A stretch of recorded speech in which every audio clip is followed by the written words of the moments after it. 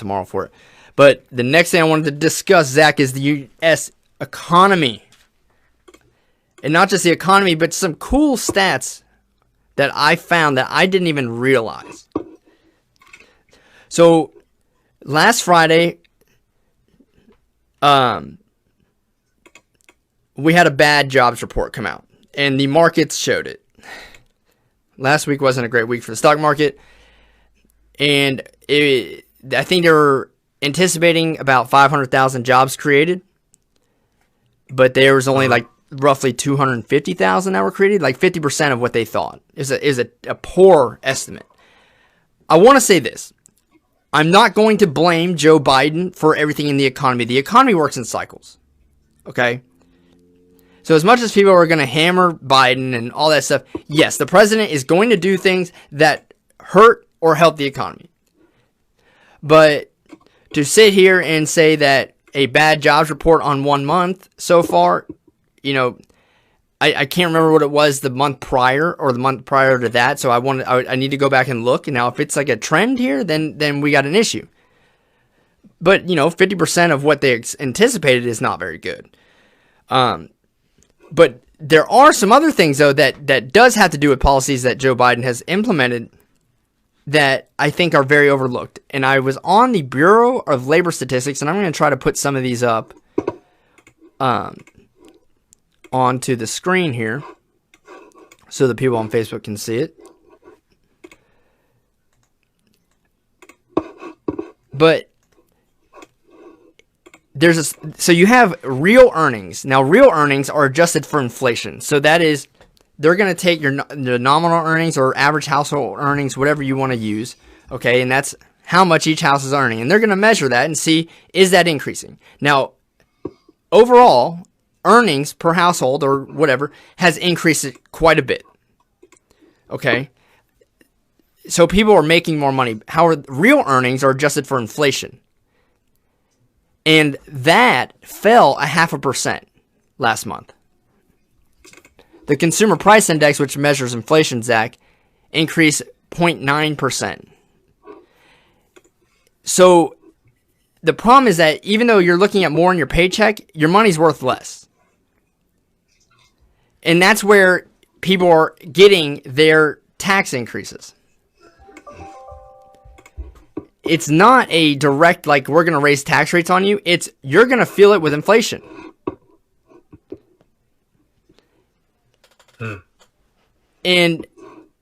But that's where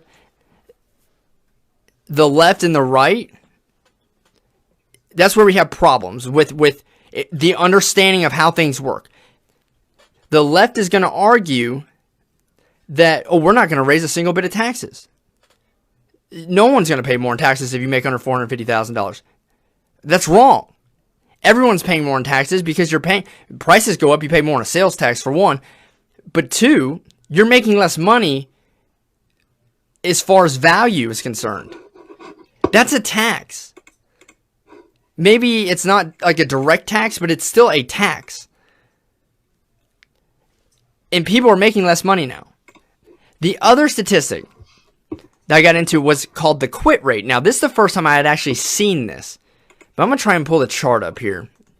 And Mr. A and the other people that are on Podbeam, you can go back, and I always upload the video element after we're done with the live show. So you can go back and see this chart. But let me go back and pull up the quit rate. If I can find it again.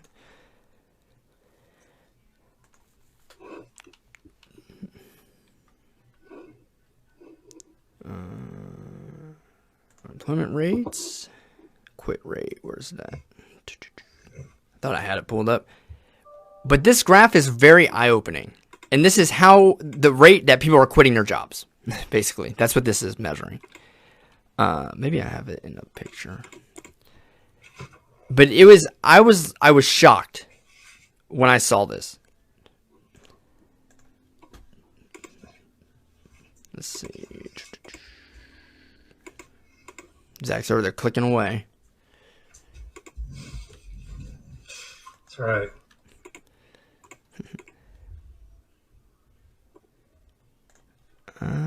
A must have pulled it up here on the... There it is. All right. So I'm going to add image. I'll have it pulled up for the people on Facebook here in a second.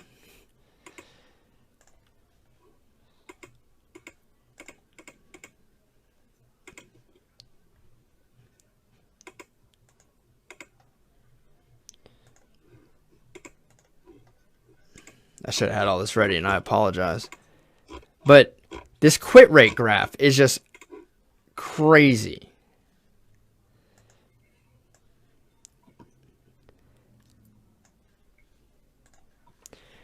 And what this is showing, it's the rate that people are quitting their jobs, and it's pretty level. Obviously, it had a dip during COVID. Now, it had a dip during COVID because no one was going to quit their jobs. They got laid off. And if they didn't get laid off, then they're not going to just quit that job, right? Then it skyrockets back up, Zach. And then when Biden gets into office, it goes down a little bit, and then all of a sudden it just skyrockets. Like it goes up almost a 1.5%. And does the same thing as his what was it? Not votes. Was it votes? Yeah. No, okay. Yes.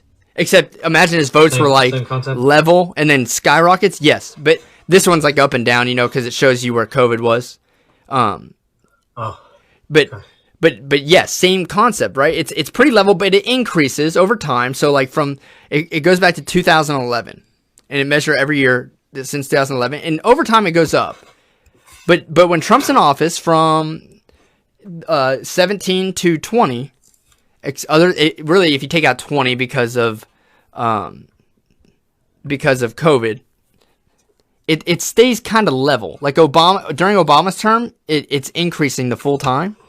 Then Trump, it's kind of leveled out, and then it has a severe drop. No one was quitting their job during COVID. But then when Biden is in office, I mean, it is a steep incline, and that is because of policy that he has implemented. Or trying to implement. That is a matter of fact. Now, the next thing I wanted to show you, they talk about these socialist countries over in Norway and Sweden, right? Did you know, you always hear about our national debt with the United States. Did you know, I'm going to put this on the screen too. And this on the what is this one off of? The OAEC or whatever. That Norway, these countries, these socialist countries, their household debt as a percent of discretionary income is like double what the United States is. So as far as, Zach, you own your house, right? And you pay a mortgage, that's like debt. And then you take that and you add up all that debt that you have, that you owe, and divide it and you make it into a percentage of whatever your discretionary income is, your spending income that you take home. Mm-hmm. And theirs is like double what the United States is. I never would have thought that. I would have thought that, hell, everyone has debt in the United States, right? No. Yeah. You have Sweden. This is at the top. The United States is like the bottom middle of the half of the graph. Then you have the highest countries are Sweden, Korea, Australia, Switzerland, Netherlands, Norway, and Denmark. All of those socialist countries over there that everyone wants to idolize. Oh, the healthcare spending, all that stuff. Here's the other thing. Norway spends 25% of their GDP towards social spending, which is Medicare and Social Security and welfare and all that stuff. The United States spends 18%. But did you know that with NATO, Zach, you know what NATO is? Yeah. Okay, so NATO spending, the United States spends 3.5% of their GDP as NATO spending. Do you know what the other countries spend? Norway spends 1.8%. Now that's a percentage, which means that it's not even a fair share A fair share would be, yeah, the United States is paying like, $100 billion more than everyone, but everyone's paying the same percentage. But the United States is paying double what everyone else is. This is what Trump was actually trying to fix. People want to say, oh my God, we can't pass this, stimulus package, or not stimulus, the infrastructure deal. How are we going to pay for it? How are we going to pay for it? Well, they don't know how they're going to pay for it is the problem. But I can tell you one way to pay for it would be to pay our fair share in the NATO spending. That's how you get half the money. We could save $400 billion if we paid the same percentage as everyone else. We would save $400 billion a year. So why don't you think they do that? I don't know. I need to read more into it, but I know that this was a big thing with Trump. He was like, we are spending it's not that we're spending more than everyone, because that's normal, but we're spending more proportionately than everyone. Because, it's, if you're a bigger country, you pay more money, right? It's like a flat tax rate. If everyone's paying 10% tax, and you make $100 and I make $1,000, I'm going to pay, $100 and you're going to pay $10. Right? But we're still both paying 10%, a fair share of our amount. We're not. I'm paying 35% and you're paying 10%. For whatever reason. But that needs to be changed. I don't get that.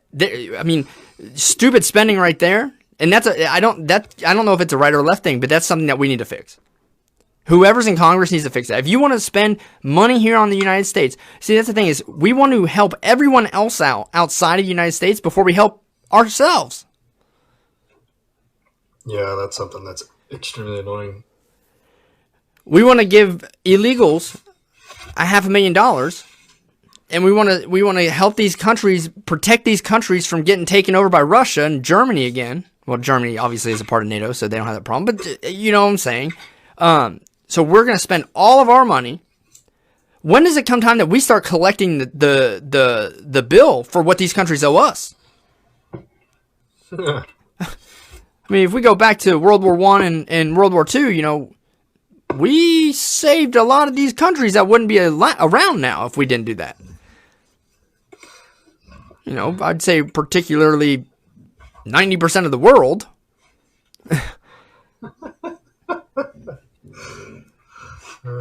How does that work? Yes, Paul Anthony. Fuck Joe Biden. But how does that? How is this? This is my problem with the government. This is my problem with Democrats, with Republicans, with whoever is in office. Is for whatever reason, and this is why I think Trump was so appealing, because Trump was about making America great, right? He literally, I remember this being a big deal, was when he was over there, was bitching and complaining about, why are we paying double in a percentage for NATO? We can protect ourselves. We could conquer the world if we wanted to. Why the fuck are we allowing, these countries to get away with it? Here's the other thing too, going back to the spending. So I said Norway spends 25% of their GDP on their social spending, right? Do you know what that is? That's $90 billion a year is what Norway spends on their healthcare and all that stuff. The socialist stuff that they do. $90 billion. Their GDP is only $362 billion. We would save more money by paying just the equal percentage in NATO. We would save more money than the entire worth of Norway. We could buy Norway and pay it off in a year. I'm serious. $405 billion is what we would save if we just paid the same 1.85% as every other country. It's right. Everyone's a little different. I think Greece is the only country that pays like 3% or something close to us. Greece. I think they do that because they got bailed out by the European Union. So that maybe is why they do that. But these other countries, one country pays like 0.5%. And the countries that are paying less are the ones that need the protection and need to spend, because they're the ones that got taken over during World War II. Except Germany, they were the ones doing the taking over. But Why don't we make Germany pay all of it? It's their fucking fault that we had NATO in the first place. I mean, what? Am I missing something here? But this is why Trump didn't appeal to the swamp, as you could call it, right? But the people that are in office, and this is Republicans and Democrats. Look, people that have it or that are new watching this, I criticize everyone. No one is safe. Just because I'm a conservative doesn't mean you're safe because you're a Republican. Fuck you. But this is the problem is we let this stuff slide. Like, we could say $405 billion. Hell, that's a quarter of Joe Biden's infrastructure bill right there. I'm not saying I agree with the infrastructure bill, but I'd like to at least have the money to pay for it. Since he passed it, I don't want it adding on to the deficit, which it will, and it's going to add debt, and it's going to impact the economy. It may have some good, but it's going to have some bad too. Why not have the money to pay for it? Why not just reinvest it into our own military here at home? Or our own military and the stuff that we do overseas, just our military? Why don't we make other countries work for this? Why do we... We don't need to be the police of the world. We just need to make sure that no one fucks with us. And that when someone does fuck with us, it's the last time they do it. I've never been one for policing the world. The one comment I agreed with Joe Biden was during his whole Afghanistan shit show. He did make a good comment and said, why should we die? Why should American soldiers die for Afghans that don't want to fight for their own country? That was the best thing he's ever said as a president. The greatest thing he ever said as a president. And he's right. Why should Americans die for people that don't want to defend their country themselves? I agree. Now, I don't agree how he handled Afghanistan at all. He could have done a lot different. But it just goes back to we want to help everyone else out, and we're not helping ourselves out. Let's reevaluate this and restructure certain things, free up some money that we're wasting overseas, and use it as leverage, but also reinvest it into the country. So, those are just a few things with the U.S. economy that I wanted to hit on.